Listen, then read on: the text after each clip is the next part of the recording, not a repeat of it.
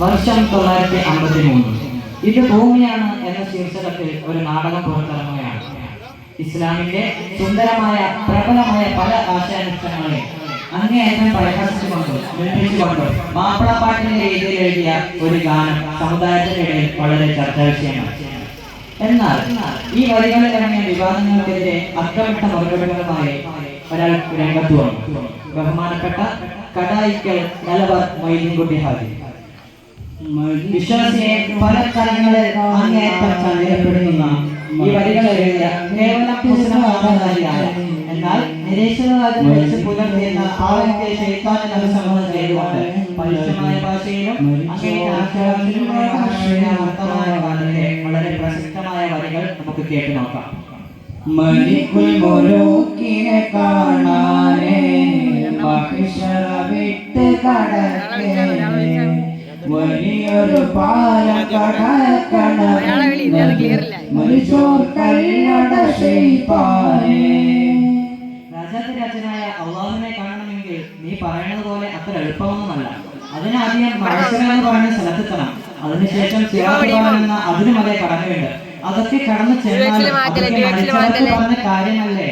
ഇതിനൊക്കെ ഇവിടെ നിന്ന് നിഷേധിച്ചിട്ട് എന്താണ് കാര്യം ശൈത്താനെ എന്ന് മഹാനവകൾ ചോദിക്കുകയാണ്. തുടരുന്നു. മനസ്സിനു വേണ്ട ഹയാത്തിന് മരുന്നുണ്ട് മക്കത്ത് വിൽക്കുന്ന. മനസ്സിന് വേണ്ട ഹയാത്ത് അഥവാ ആത്മീയ സംസ്കാരത്തെ കുറിച്ചാണ് ഹാജി പറയുന്നത്. അതിനുള്ള മരുന്ന് അത് മക്കത്താണുള്ളത്. അതായത് നബി സല്ലല്ലാഹു അലൈഹി വസല്ലം തങ്ങൾ വന്നത് ഇസ്ലാമും ഖുർആനും മറ്റ് അനുബന്ധ കാര്യങ്ങളൊന്നുമാണെന്ന് ഹാജി പറഞ്ഞു വെക്കുന്നു. മനസ്സിനു വേണ്ട ഹയാത്തിന് മരുന്നുണ്ട് മക്കത്ത് വിൽക്കുന്ന. മണത്തറിഞ്ഞി മലബാറിലും വന്നത് വാങ്ങിക്കുമെല്ലനെ ശൈത്താനേ വാങ്ങിക്കുമെല്ലനെ ശൈത്താനേ. അങ്ങനെ ലോകമൊട്ടാകെ ആ ദീൻ പടർന്നു പന്തലിച്ചപ്പോ അതിന്റെ ശിഖരങ്ങളിൽ മലബാറിൽ എത്തിയിട്ടുണ്ടല്ലോ. അത് ചെന്ന് വാങ്ങിക്കോ അഥവാ അത് ചെന്ന് പഠിച്ച് മനസ്സിലാക്കിക്കോ ശൈത്താനെ എന്ന് മഹാനവകൾ ഉപദേശിക്കുകയാണ്. തലമറന്നെണ്ണി തേക്കല്ല തലച്ചോറ് പൊട്ടിച്ച് ചോർത്തല്ല. നമ്മൾ സാധാരണ കേൾക്കുന്ന പ്രയോഗം തന്നെയാണ് തലമറ കാര്യങ്ങൾ കൂടുതൽ മനസ്സിലാക്കാൻ. അങ്ങനെ ചെയ്താൽ അഥവാ നിന്റെ നല്ല ബുദ്ധി ഉണ്ടല്ലോ അത് പാഴായി പോകും, ചോർത്തലിച്ച് പോകുമെന്ന് ആദ്യം മുന്നറിയിപ്പ് കൊടുക്കുകയാണ്. തലമറന്നെണ്ണി തേക്കല്ല തലച്ചോറ് പൊട്ടിച്ച് ചോർത്തല്ല. തലമുറ തച്ച് പൊളിച്ചു പരാറ് പാർട്ടി വിൽക്കുന്ന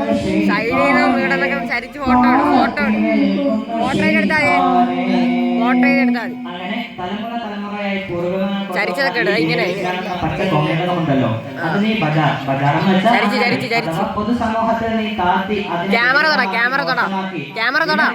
കച്ചവടം ചെയ്യാൻ അവതരിപ്പിക്കേണ്ട കൊടുക്കുകയാണ്. അക്കാലത്ത് ഈ പാട്ടുണ്ടാക്കിയോളം ചെറുതൊന്നുമല്ലായിരുന്നു. മറിച്ച് ഒരുപാട് നിരീശ്വരവാദികളെ ഇസ്ലാമിലേക്ക് എത്തിക്കാൻ ഈ ഗാനത്തിന് സാധിച്ചു എന്ന് ചരിത്രം. കേവലം ഒരു ഗാനരചയിതാവ് മാത്രമായിരുന്നില്ല മഹാനായ ഹാജി അവർ. മറിച്ച് അള്ളാഹുവിന്റെ ആരിഫും ഹഖായിഖിന്റെയും തൗഹീദിന്റെയും ഉത്സാഹങ്ങൾ കൊണ്ട് വിരുദ്ധങ്ങളും ഉദാഹരണമായി ഒരു സംഭവം പ്രതികരിച്ചതിനു വേണ്ടി മഹാനവരോടെ അറസ്റ്റ് ചെയ്ത് കള്ളക്കേസിൽ കുടുക്കി വധശിക്ഷയ്ക്ക് വിധിക്കുന്ന ഒരു സംഭവം കാണാൻ സാധിക്കും. അങ്ങനെ ശിക്ഷ നടപ്പിലാക്കാൻ വേണ്ടി തൂക്കുകയറിന്റെ മുന്നിലെത്തിച്ച മഹാനവറുകളോട് അവസാനമായി വല്ല അഭിലാഷം ഉണ്ടോ എന്ന് ചോദിച്ചപ്പോൾ തനിക്കൊരു പാട്ട് പാടണമെന്ന് പറയുകയും അങ്ങനെ ആ തൂക്കുകയറിനെ 313 മത്സരങ്ങൾ അവസരമാക്കിക്കൊണ്ട് ആത്മീയ ആവശ്യമായി മഹാനവറുകൾ പാടിയ വരികൾ കേൾക്കാം. ജന്നാത്തുൽ ഫിർദൗസിലേക്കും ക്ഷേമ കിരീടരാജ്യം 313 മുർസലീങ്ങളെ 313 മുർസലീങ്ങളെ ശിക്ഷയിൽ ഉൾപ്പെട്ടും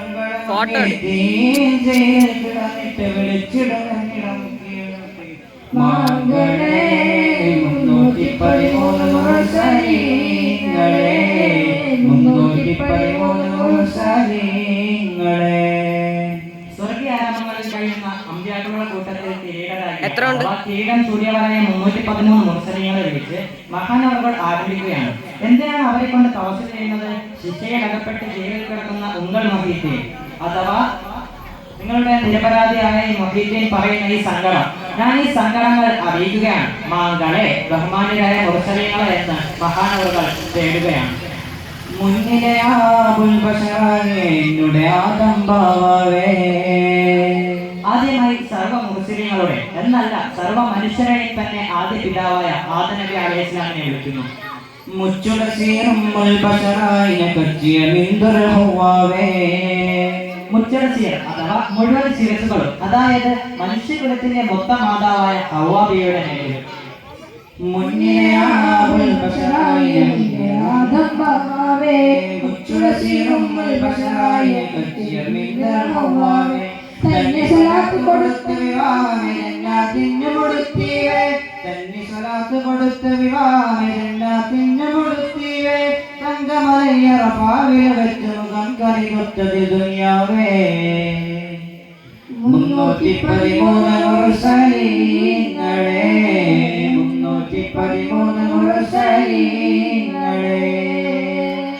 അങ്ങനെ സ്വർഗീയ ലോകത്ത് വെച്ച് സ്വലാത്ത് മഹറായി നൽകി ആദം ഹവ്വ ദമ്പതിമാരുടെ വിവാഹം കഴിയുകയും ശേഷം ഭൂമിയിലേക്ക് ഇറക്കി ആ ഒടുക്കം അറഫയിൽ വെച്ച് സംഗമിച്ച് ആ സന്താന പരമ്പരയിലുണ്ടായ മുഴുവൻ മുസ്ലിങ്ങളെയും തപസ്സിലാക്കിക്കൊണ്ട് മഹാനവറുകൾ കഴിഞ്ഞപ്പോഴേക്കും അദ്ദേഹം തന്റെ അരമനയിൽ സുഖനിദ്രയിലായിരുന്നു. പെട്ടെന്ന് ഒരു അശരീരിയും ഒരു ചാട്ടവാറ കൊണ്ട് ഒരു അടിയും അവർക്ക് അനുഭവപ്പെട്ടു.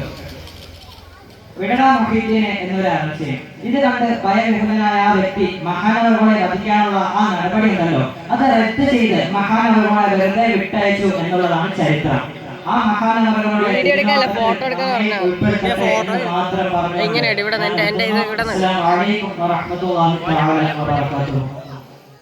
എടുത്താ ഓർമ്മ കിട്ടിയിട്ടുണ്ട്.